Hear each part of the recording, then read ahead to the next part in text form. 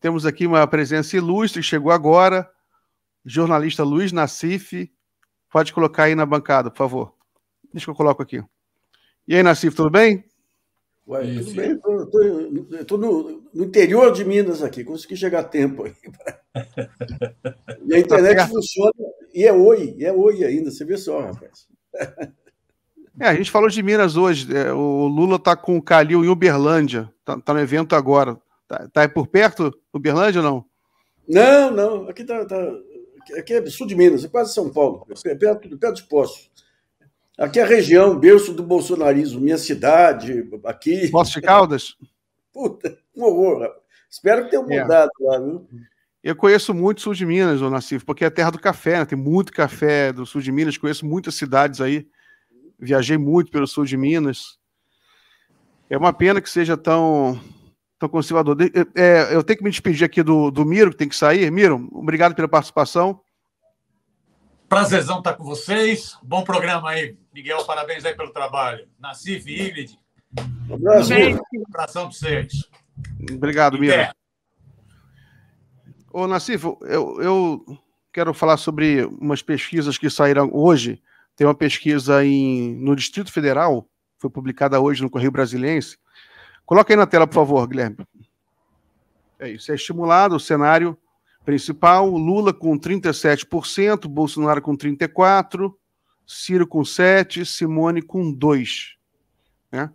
Isso é em Distrito Federal. Agora tem uma de São Paulo, na cidade de São Paulo também, uma pesquisa já tem alguns dias, foi divulgado só hoje, Lula com 42%, Bolsonaro com 35%, Ciro 6%, Tebet com 5%. Me surpreendeu, a Tebet está crescendo aí, ó, encostando no Ciro. O que você acha dessas duas pesquisas aí, Nassif?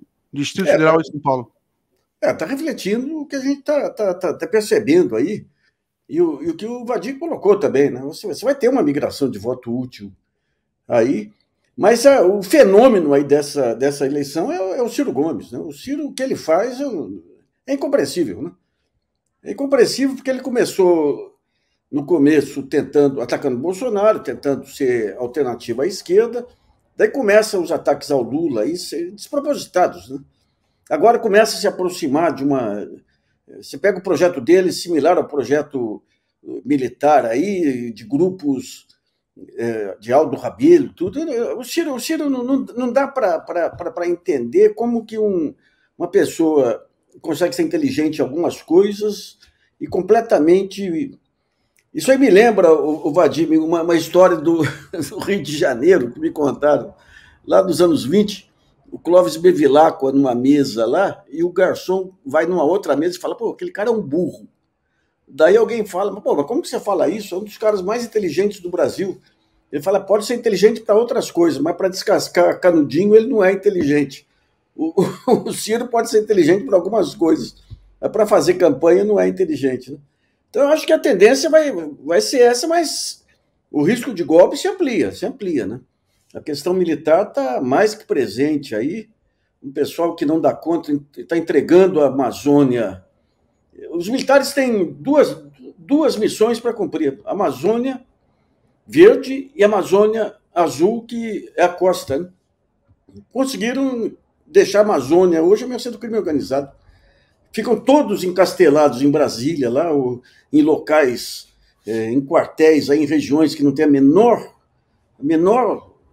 necessidade de militares, né? No Rio Grande do Sul, não sei aonde, e o crime organizado tomando conta da Amazônia e eles montando projetos militares aí para competir no poder civil, né? É encolado. Nassif, eu também acho curioso o caso do Ciro, né? Eu até assisti, eu acompanho o Ciro, eu votei no Ciro, acreditei nele, mas eu me sinto ludibriado, né? Profundamente decepcionado com o Ciro. Mas eu acompanho, né, por obrigação de ofício, eu sou jornalista, eu vi essa entrevista no Flow, né, que os ciristas falam, não, vocês têm que ver o Ciro no Flow, quem vê vai votar no Ciro. Nassif, nunca vi, é uma aula de má ciência política. Sim. Né? Porque o Ciro, ele, por exemplo, ele fica repetindo que ele vai fazer uma revolução em 6 meses. Né? Ele tem um plano na cabeça, um esquema, Eu nunca vi isso na minha vida. Como é que alguém pode achar que tem um plano pronto, em 6 meses vai mudar tudo, os governadores vão apoiar, os prefeitos vão apoiar, o Congresso vai apoiar, e se não der certo vai fazer um plebiscito, o povo vai apoiar. É uma coisa de maluco, Nassif. Como é que você esquematiza assim, como você cria essa ilusão? É evidente que a dinâmica da política, as variáveis são muitas, você não pode prometer uma coisa desse tipo. Então, mas daí você vê a aproximação dele aí com o pensamento militar, que nos dois casos, você pega, eu fiz um xadrez lá comparando esse projeto militar aí com o projeto do Ciro. O que eles acham é o seguinte, você tem que ter uma supervisão, você não tem a política no meio, o Ciro não tem política, você fala, pô, qual é a correlação de força? Por exemplo, você pega o Lula ele não explicita um conjunto de temas mais delicados, porque tem que montar um pacote de acordo, ampliar um acordo que talvez até o obrigue a deixar de lado temas fundamentais. O Ciro vai nos temas fundamentais sem ter a política. Então, quando você pega o projeto dos militares, é a mesma coisa. Os militares eles deixam aí por conta a parte de indústria, criam um liberalismo fajuto aí para baixo e colocam uma superestrutura para garantir os princípios fundamentais.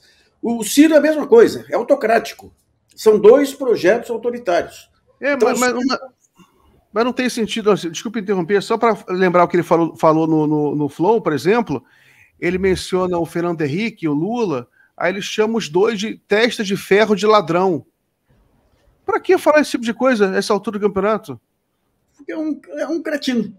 Ele foi em casa lá dar uma entrevista boa, saiu bem na entrevista. No final ele fala o seguinte, se o Sérgio Moro mandasse invadir minha casa, ia ser recebido a bala. A troco de quê?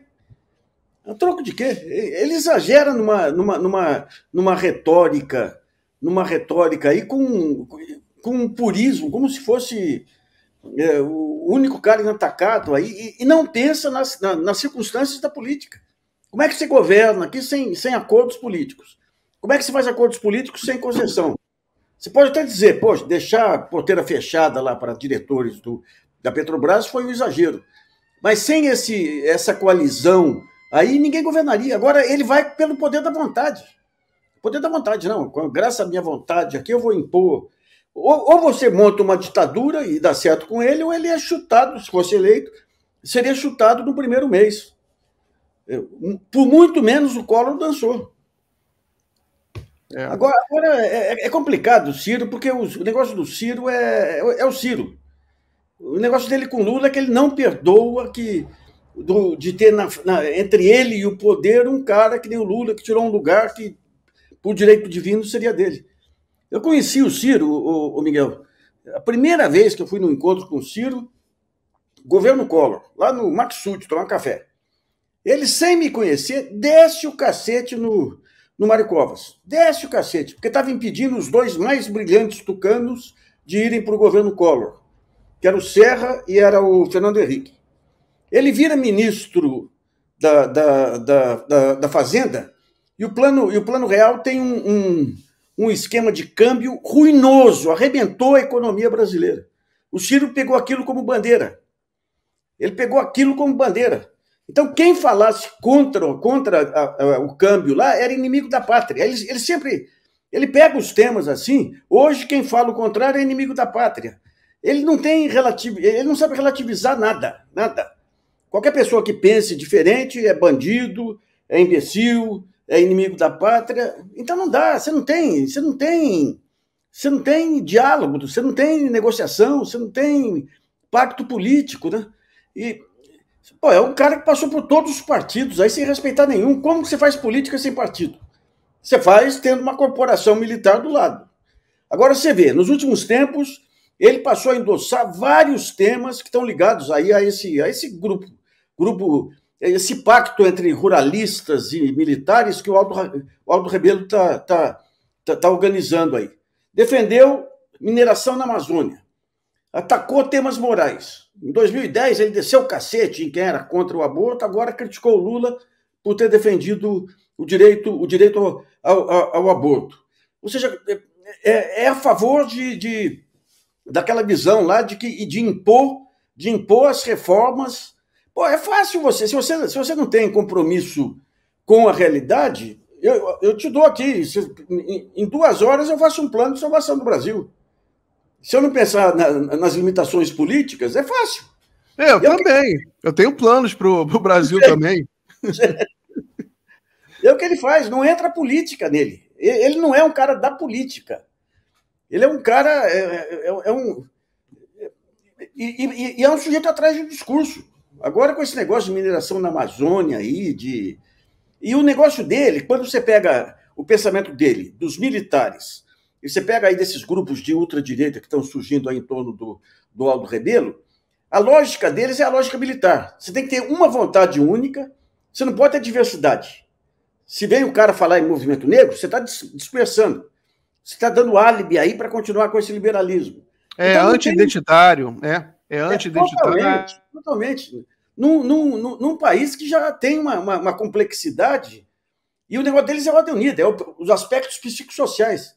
Quando você pega o Dugin, o Olavo de Carvalho da Rússia lá, o Bannon e o próprio Olavo de Carvalho, é o mesmo pensamento do Ciro, assim, nesse sentido. Você tem que ter uma bandeira única de salvação nacional, acreditar e voltar aos valores. Uns falam os valores os valores tradicionais e tudo, negócio, mas o Ciro é isso.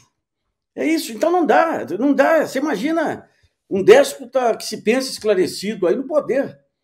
E com esse discurso de ódio, rapaz, está todo mundo cansado de ódio, cansado desse espírito de guerra do Bolsonaro. Ele vem e distribui acusação para todo lado. O cara passou perto, é ladrão, é financiado pelo PT.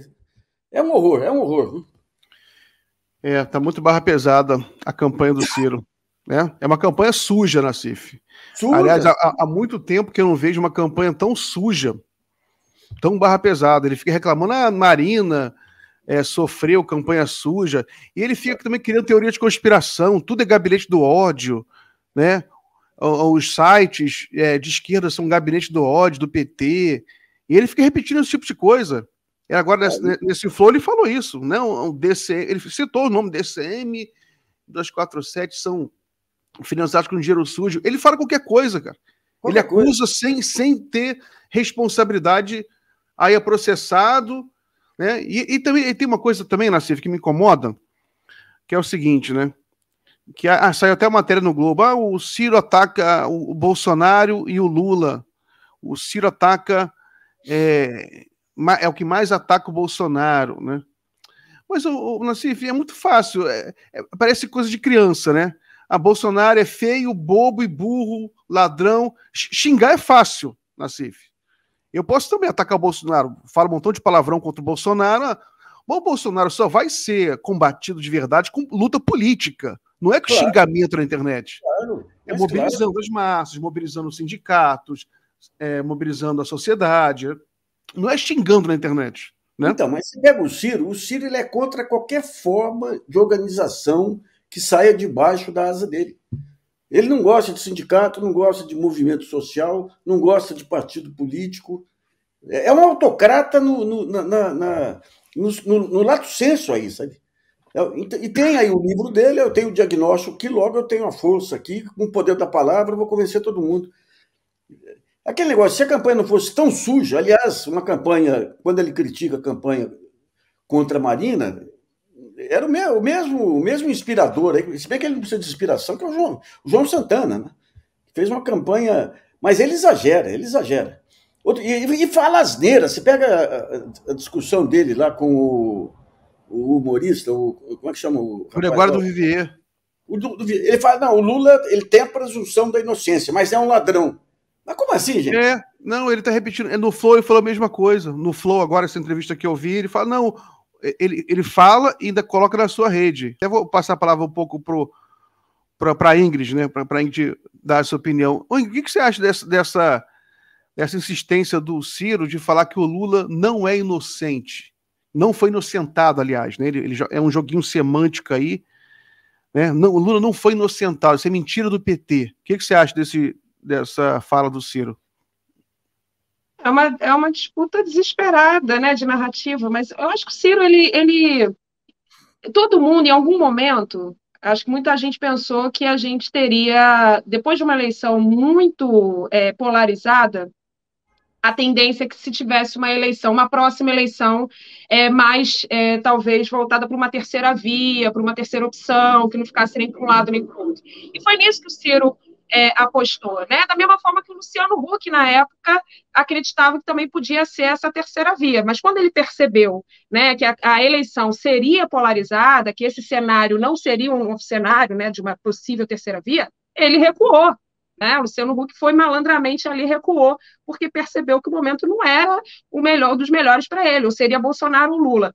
E o Ciro não, o Ciro ficou numa situação de uma dificuldade, inclusive, de recuar, porque naquele momento, né, no segundo turno da eleição, quando ele vai lá para Paris, aquilo ali foi um momento derradeiro, assim, foi um momento em que ele tomou uma decisão que iria repercutir para os próximos anos e para a próxima eleição. Ele ficou num limbo, né? Ele ficou num limbo político, e dali ele ainda tentou, né, por acreditar que ainda pudesse ser possível essa ideia de uma terceira via, ele ainda foi tentando, mas a coisa vai se desgastando e cada vez mais a gente vai chegando, né, a essa conclusão de que não há terceira via, de que é uma eleição obviamente polarizada, mas ele ficou no mundo particular dele, ele não consegue sair desse universo particular que ele próprio criou, né, dessa fantasia de que ele acredita que as coisas ainda possam ser modificadas, ou porque talvez ele realmente não consiga mais recuar. Né? Eu até falei na última vez que a gente falou sobre o Ciro, falei, olha, eu acho que a saída mais honrosa para ele é sair, né, com a retórica, com essa narrativa de que ele estaria ajudando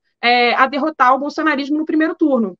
Mas ele, por outro lado, não faz um discurso de derrotar o Bolsonaro, ele ataca o Lula também. Então, ele fica numa posição muito complicada, porque ele nem é uma coisa nem outra. Né? Ele é essa coisa gelatinosa que a gente não consegue identificar, porque ele justamente não assumiu uma posição, porque ele não consegue assumir essa posição diante das escolhas passadas dele.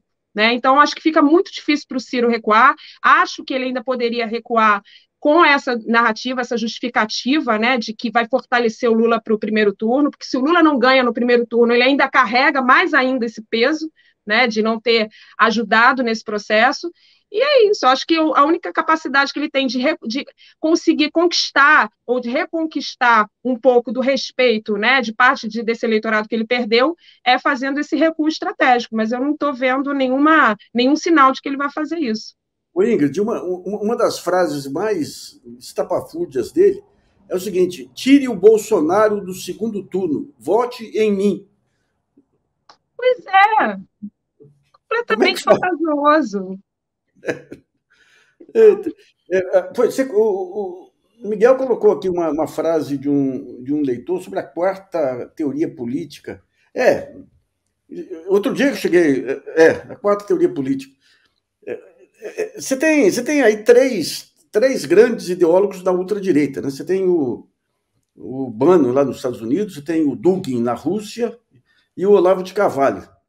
E aqui tem um grupo pequeno aqui que segue essa quarta teoria política, que é isso aí, é a volta, é uma guerra moral, é a volta aos valores fazem a crítica à democracia representativa, uma crítica correta. A democracia representativa aqui, ela tem seus vícios, você tem um enfraquecimento fantástico aí, um controle do judiciário e da mídia por capitais maiores, mas o que eles propõem é um governo autoritário, né? Mas aí não é a democracia, mas é o capitalismo, que é uma crítica que eles não fazem, né, inclusive. Pois é. E um acha que a salvação cultural do mundo está na Rússia, outro acha que está nos Estados Unidos, mas são salvacionistas, né? Que não tem política, não tem diversidade, você tem que ter uma expressão da nação. E o Rabelo é muito disso aí. Você tem que ter uma expressão da nação. A nação é uma coisa só. E você tem que ter... Que é um pouco ligado aí a essa teoria aí das guerras psicológicas das Forças Armadas. Né? Você tem que ter uma vontade só, salvar o país, seguir sem questionar, não pode haver diversidade.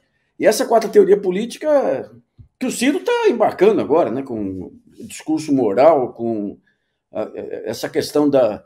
Eles acham... Se eu não for falar demais aqui, só para... Eu andei estudando para tentar entender um pouquinho isso aí. Eles acham que tem duas formas de liberalismo. O liberalismo reacionário e o liberalismo progressista. o liberalismo progressista teria surgido com o casal Clinton, e a ideia é você tem duas formas de inclusão: o reconhecimento e você atacar realmente as questões fundamentais aí da exclusão. Ele fala o que esse liberalismo progressista dos Clinton fazem é o reconhecimento. Então, eu reconheço que os negros não têm chance, então vamos criar uma cota para negros. Então, usando sempre o conceito da meritocracia, os melhores vão conseguir entrar.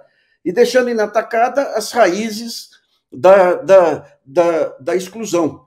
E por isso eles passaram a considerar os chamados liberais progressistas como os maiores inimigos. São os liberais progressistas que dão um charme aí para o mercado. E consideram o Lula o principal líder aí desse liberalismo progressivo. Isso do lado deles, né? Do lado do Bano, o Bano já disse, o Lula é o esquerdista mais perigoso do planeta, por quê? Porque tem voto, né? É isso aí. Ô, Vadir, desculpe aí deixar você aí quietinho. Vadir, você viu que o nosso amigo Sérgio Moro acabou em Irajá, né? Tá lá, fez uma live ontem, dizendo que agora vai se candidatar pelo Paraná, mas não sabe nem qual é o cargo, se é governador, se é senador, se é deputado. O que você acha disso, Vadir? Sérgio Moro, além de delinquente, além de ser um criminoso, né, um dos maiores criminosos da história do Brasil, virou uma figura patética, né? Ele só não é mais irrelevante do que já é, exatamente por conta da enormidade dos crimes que ele cometeu e que estão impunes. O Brasil tem que ajustar contas com Sérgio Moro, com Dallagnol e com toda a organização criminosa a que se deu o nome de Operação Lava Jato. É uma figura patética, uma figura que talvez não valha nem mais a pena a gente estar perdendo tempo com ele, comentando. Uma figura sem rumo, idiota, completo, enfim. Mas um criminoso, né? E até para me solidarizar com ele em algum momento da trajetória dele, os crimes não podem ficar impunes, né? Então, fazendo coro com ele, os crimes que ele e a gangue curitibana cometeram não pode restar impunes como estão até agora. É uma figura patética. Vadir, a sua imagem está paralisada para mim. Para vocês também, o Nassif, Ingrid? Tá. Está parado, Paralisou, né? Está paralisado. Então, só para finalizar a live, um dos assuntos que eu tinha trazido para cá, peço para o Guilherme colocar na tela, que o STJ, ele tomou uma decisão hoje que ele autorizou cultivo da maconha para 3 pessoas. Né? Então, isso aí abre, evidentemente, um precedente, né, que autoriza o cultivo da cannabis no Brasil. Né? Isso aí, pode tirar, Guilherme. Isso aí, tem gente que acha, isso aí não pode falar disso, porque isso aí é voto para o Bolsonaro. Só que eu, Nassif, acho que isso é um dos erros, até do Ciro, a gente está falando disso. Ele está vivendo uma sociedade mais conservadora do que eu acho que é de fato. Né? Até, inclusive, saiu uma matéria na Folha de São Paulo recentemente mostrando que 49% da população já se identifica como esquerda. Então, tem um pessoal que está perdendo um pouco também o termômetro da sociedade. Né? Tem uma nova geração aí. O Vadir voltou, então? O que você acha dessa decisão do STJ de liberar a maconha, o cultivo da maconha para algumas pessoas? É uma decisão até que já vem tarde, né? E poderia ir mais além, né? Mas é uma decisão tardia. Isso já se dá na prática, para no desespero, os pacientes, para aliviar a dor, já procuram médicos que já aplicam, né? Agora aplicam de forma clandestina, né? O que é um absurdo. Então, de vez em quando, a justiça brasileira acerta, né? Esse é um caso, né? E, sobretudo, no país em que essa questão, tudo que diga respeito, direto ou indiretamente, a drogas, a maconha, etc., aqui é tratado como tabu, aqui é tratado no plano da criminalidade moralista, né? Do moralismo criminalizador. E, enfim, mas foi uma boa decisão aí da sexta turma do STJ. Então, só para finalizar a live aqui, hoje saiu notícia, todo mundo, não era uma novidade, né, mas que o Alexandre de Moraes será o novo presidente do TSE, né, vai assumir daqui a alguns meses, vai ser o presidente durante o processo eleitoral, e ele prometeu jogar duro contra as milícias digitais, né? O que você acha disso, Ingrid? Acho fundamental, né? A gente perdeu a eleição para as fake news, as últimas eleições.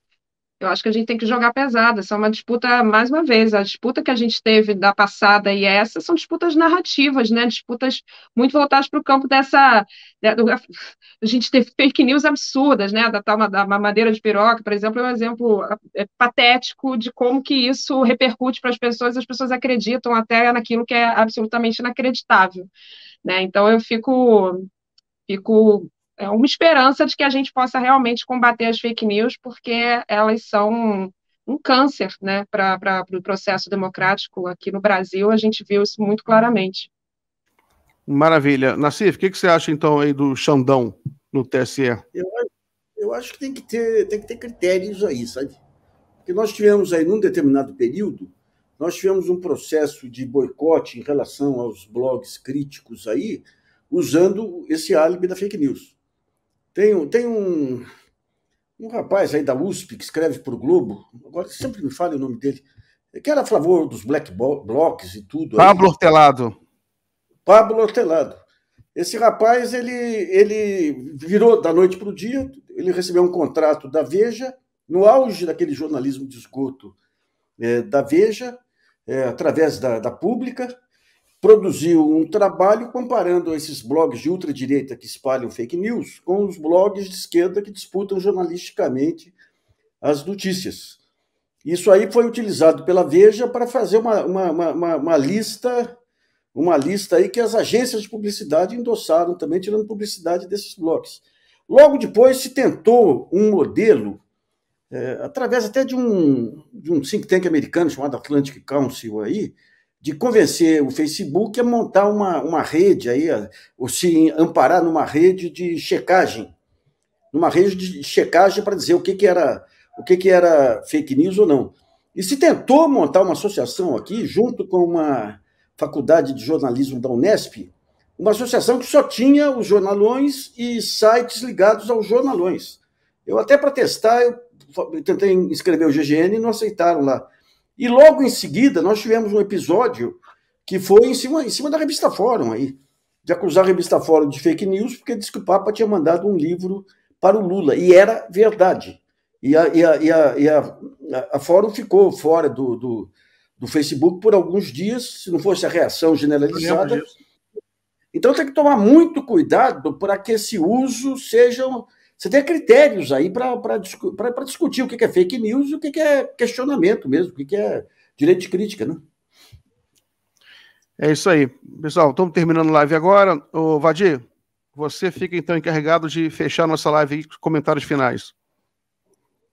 Rapaz, agora é movimento, é rua, é ganhar a eleição no primeiro turno, reagir contra qualquer arreganho golpista, é não se intimidar, é não recuar e salvar o Brasil, né? O Brasil precisa ser salvo. O Brasil está virando uma terra de ninguém, um grande faroeste.